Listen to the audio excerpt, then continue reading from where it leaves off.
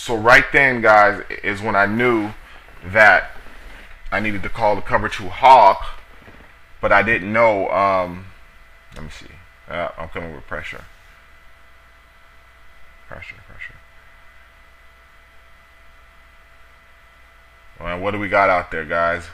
We have fast athletes out there who were able to make that play. Had that been a slower linebacker, slower defensive end, might have been in trouble, right?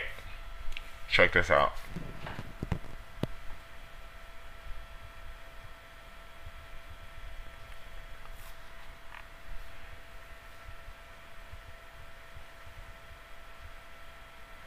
Misses it. Now at this point though, based on that last pass, I know where he likes to go to when I call a zone, right?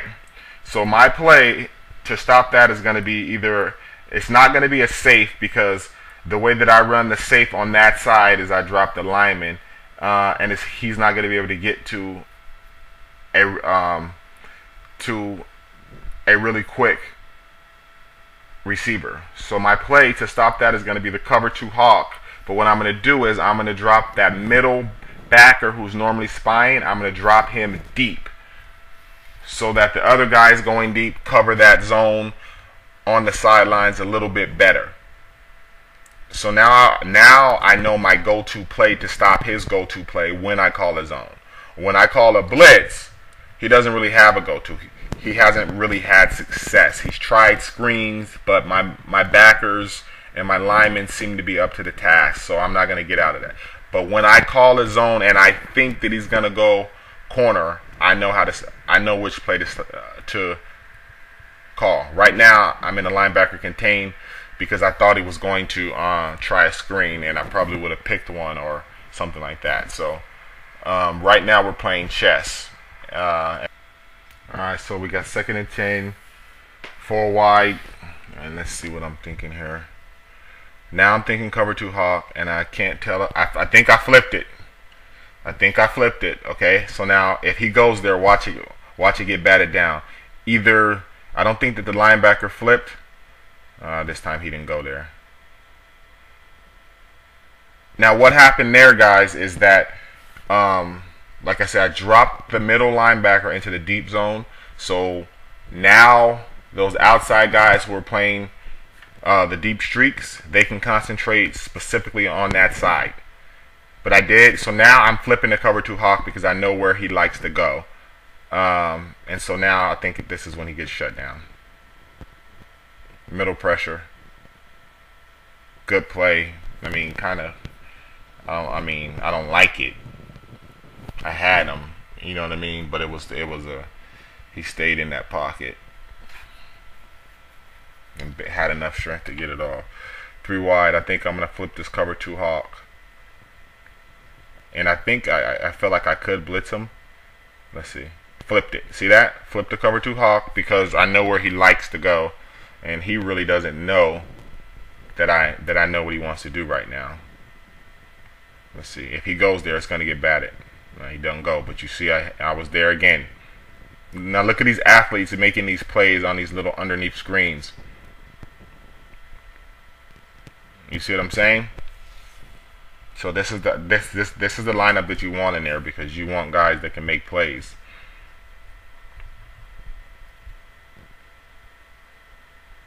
Safe. Drop that lineman who is actually now look at this. Look at this. That was on a run D. So this is what we're talking about by making those linemen studs. They're stud backers, but as linemen, they're really studs, and they can't cover enough to play in my scheme. So I just put them on the end. Nope. That's that good man coverage we was talking about.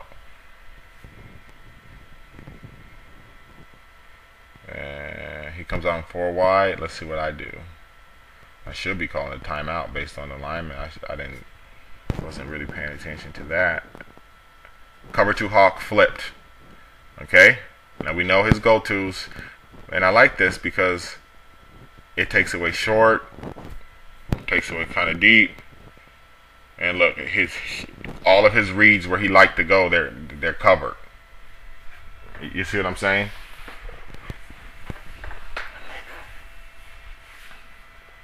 It looks like he was gonna try and hit that curl flat on the left side this time, but now I had a better athlete there. Hold on one second, guys. Alright guys, I'm back. That was the Jehovah's Witness ringing the doorbell. I like to give everybody respect, so I listen to him. Whatever. What could it hurt, right? Counter. So he's shutting that down. That lets me know the toss is going to be there. Where we at?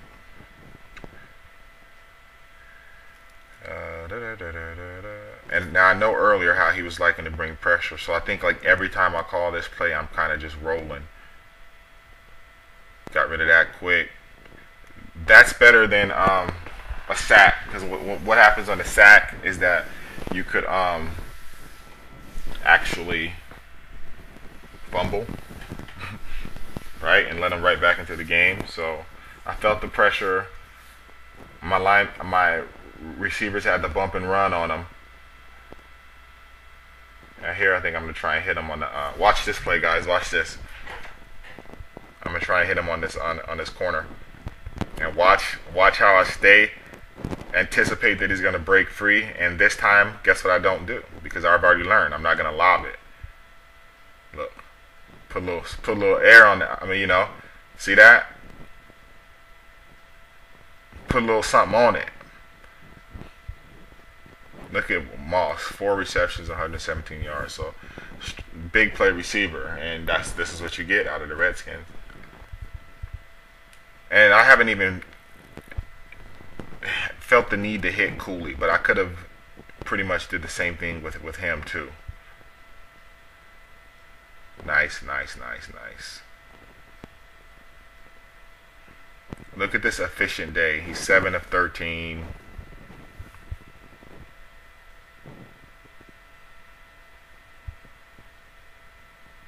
I believe I'm just going to roll on out. Kind of back up deep. It's like an 8-step drop. See, big plays. If he didn't have that pressure coming, I would have kept rolling. But guess what? He had the pressure coming from the outside backer, and guess what that leaves? That leaves a void. So there's no one way to stop anything, guys. It's just if you call the right play at that time. And what you're trying to do is you're just trying to, based on their tendencies or based on your tendencies, get them to think something else. Okay, and so that's why I stay in the same set and the same formation, because people gamble a lot. I mean, for all I know, he was trying to stop the counter, right, with the blitz on that side, because he got burned by it earlier. Which means that the Pack probably have a suspect defensive line, and so he's feeling the need to overplay that because I broke one for 80. And because of that, there was a void right there in that zone. So that's all. We're coming on that run. Watch this. We're coming on that run stop D. 3 deep spy. Look, they shoot wide, guys. I'm telling you. If you want the Skins to be awesome, put those backers that I told you to at the defensive lineman. Throw that safety over there. I believe he gets a pick. No, that was on with the Dolphins. Jeremiah Bell, I put him in the backer. Here's the pick, though. Look at that. See what I'm saying? And that was either cover 2 hawk or a safe, but it's because I knew where he liked to go. And once you have people underneath and behind, then these corners and stuff, they play their positions better. Look, and so now Donovan's getting the ball out of his hands quick, guys, and it's pretty much over. And so now he's overcommitting, and so now all these little plays are easy. Why? Because I've established deep, and so now he's bringing pressure so that I can't throw deep, and guess what's open? The flats, which is kind of like my first or second read anyway. See? No big deal. This time he gets cracked, but I say, Donovan 10 of 16 for 188. Got about 115 on the ground through the third. Can you complain? I've only given up 10 points because you know the special teams. So on defense, only giving up 10. It's a solid game.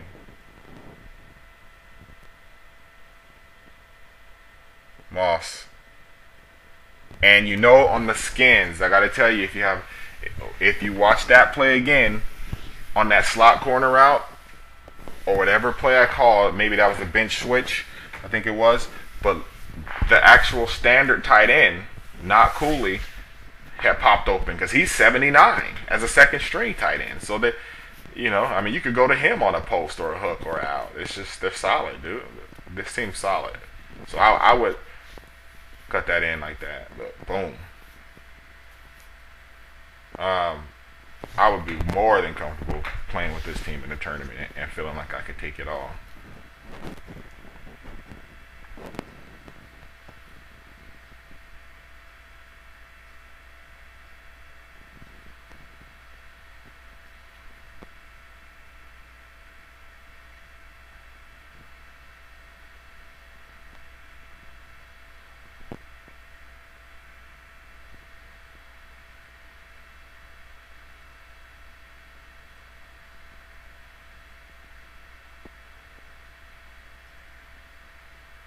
Solid, right?